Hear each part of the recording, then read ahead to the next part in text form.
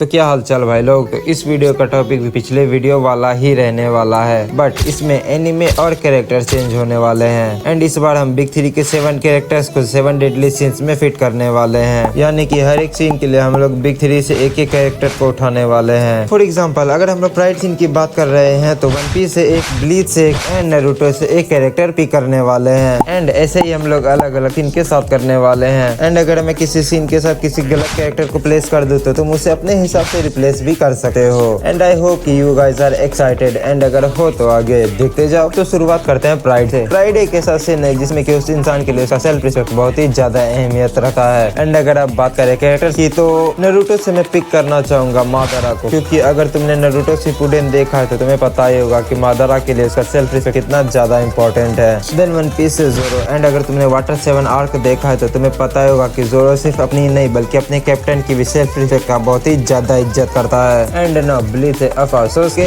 Eigen. And I don't even need to explain why. बस तुम इतना जान लो कि अगर तुम लोग बहुत ही ज्यादा कमजोर हो एंड अगर तुम उसकी स्पिरिचुअल प्रेशर के आसपास भी आ गए तो तुम उसी से मारे जाओगे। एंड नाउ सेकंड पे बात करते हैं रेथ के बारे में। इसको तुम ऐसे समझ लो कि किसी के अंदर बहुत ही ज्यादा एंगर इश्यूज हो, तो मैं इस सीन के लिए नारुतो से पिक करना चाहूंगा सासुके को, एज कि वो अपने क्लैन का बदला लेने के लिए इतना ज्यादा गुस्से में पागल हो गया था कि उसे अपने बदले के अलावा कुछ दिखाई ही नहीं दे रहा था। देन वन पीस से अकाइनो। एंड अगर तुमने वन पीस देखा है तो तुम्हें अकाइनो का गुस्सा फॉर द पायरेट तो पता ही होगा। एंड जब वो लड़ता है तो वो कुछ नहीं सोचता, बस सब चीज डिस्ट्रॉय करते जाता है। एंड नो ब्लीच से यमी। एंड वो इसलिए क्योंकि यमी का तो पावर ही था कि वो जितना ज्यादा गुस्सा होते जाएगा उसका पावर उतना ही ज्यादा होते जाएगा। एंड अब ग्लूटोनी सीन के बारे में बात करते हैं। एंड ये वो कैरेक्टर पोसेस करते हैं जो कि बहुत ही ज्यादा खाते हैं। सो इसके लिए मैं नारुतो से चोजी को लेना चाहूंगा, क्योंकि उसके पास हमेशा कुछ ना कुछ खाने के लिए तो रहता ही था। देन वन पीस से ऑफ कोर्स हमारे the one and only main protagonist, हमारे future pirate king Monkey D Luffy. And I don't think कि पूरे एनिमे वर्स में कोई ऐसा होगा जो एक टाइम पे लूफी से ज्यादा खा सके। एंड अगर कोई हो तो बताओ, बट वेट, बताने से पहले ये सुनते जाओ। क्या तुम्हें लूफी वर्सेस कैरेक्टर का फाइट याद है?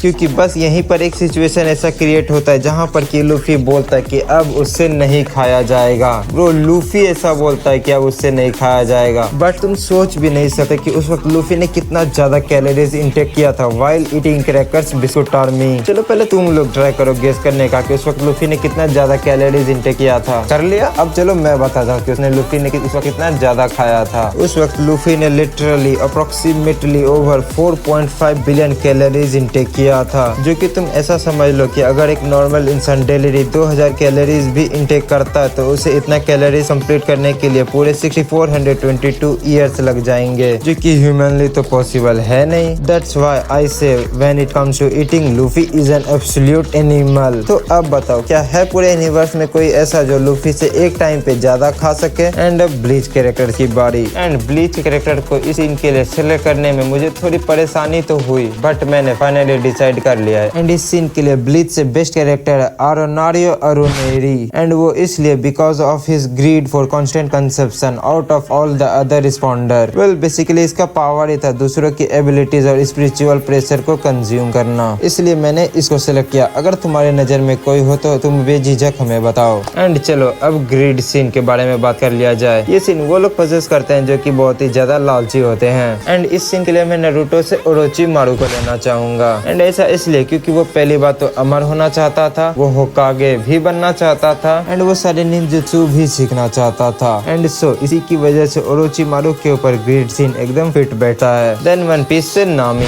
एंड नामी पैसों के पीछे तो पागल थी एंड अब भी पागल है। एंड एक टाइम पे तो वो इतना ज्यादा लालची थी कि वो अपने लालच की वजह से अपने क्रूमेट सबको धोखा दे सकती थी, बट अभी वो काफी चेंज हो चुकी है। एंड ये सब हमारे प्यारे लूफी का ही तो इन्फ्लुएंस है। देन ब्लीच से ग्रीड सीन को ग्रीम जॉब पोजेस करता है, क्योंकि इससे भी सबसे ज्यादा ताकतवर और सारे स्पार्टास का लीडर बनने का लालच आ गया था। वेल ये तो मेरा सिलेक्शन था, अगर तुम्हारे माइंड में कोई और हो तो जरूर बताना। And now envy. ये सीन वो लोग पोजेस करते हैं जिन्हें कि दूसरों की चीजों से बहुत प्यार हो जाता है। सो इस सीन के लिए मैं नारुतो से डांजो को सिलेक्ट करना चाहूंगा, क्योंकि उसने हमेशा उन्हीं चीजों को पाने का कोशिश किया है जो कि दूसरों के पास हो। एंड उसे वही चीज पसंद भी आती है। लाइक वो हिरुजेन से जलता था क्योंकि उसकी जगह हिरुजेन को होकागे सिलेक्ट कर लिया गया। एंड उसने अपने हाथ में यही कुछ 11 शारिंगान चुरा के इम्प्लांट कर लिया था। Classic envy you know. इसके बाद वन पीस से ऑब्वियसली ब्लैक बियर्ड, क्योंकि आज तक इसे दूसरों की चीजें ही तो पसंद आई है। एंड इसने उसको चुराया भी है। अब तुम चाहे व्हाइट बियर्ड पायरेट्स के 4th डिवीजन कमांडर टैच को ही ले लो, जिसका कि डार्क रूट ब्लैक बियर्ड को पसंद आ गया था एंड इसीलिए उसने टैच को मार कर उसका फ्रूट हासिल कर लिया एंड उसे व्हाइट बियर्ड का भी टेमर फ्रूट पसंद आ गया था। तो यह ब्लैक बियर्ड इस सीन के लिए एकदम परफेक्ट है। देन ब्लीच इस सीन के लिए परफेक्ट होगा ननोइत्रा because of his history with नेल एंड सिर्फ यही नहीं, इसका पूरा स्टोरी लाइन ही दूसरों का एनवी रहा है, like power a place to belong. तो इसलिए मैंने इसे एनवी सीन्स में रखा। Put someone else only if you have a better idea. And now lust, and ये वो लोग पोजेस करते हैं जिन्हें की सेक्सुअल ग्रेटिफिकेशन का बहुत ही ज्यादा डिजायर होता है। तो इसके लिए मैं नारुतो से चुनना चाहूंगा अपने प्यारे ठर की जिराया सेंसे को, देन वन पीस से सांजी को एंड ब्लीच से कॉन को। एंड मैंने इन्हें क्यों सिलेक्ट किया है मुझे इसे बताने की भी जरूरत नहीं। एंड अब लास्टली स्लॉथ, यानी कि वो लोग जो कि बहुत ही ज्यादा आलसी होते हैं। तो मैं नारुतो से इस सीन के लिए लेना चाहूंगा शिकामारू को, क्योंकि ये तो हमेशा सोचते रहता कि काश वो बादल होता तो वो फ्रीली आकाश में उड़ते रहता। एंड आई थिंक अगर शिकामारू कभी बादल बन भी गया तो आई डोंट थिंक कि वो कभी बरसेगा, क्योंकि आखिर बरसने में भी तो मेहनत लगता है। देन वन पीस से गेको मोरिया, अब चाहे वो प्राइम में कैसा भी हो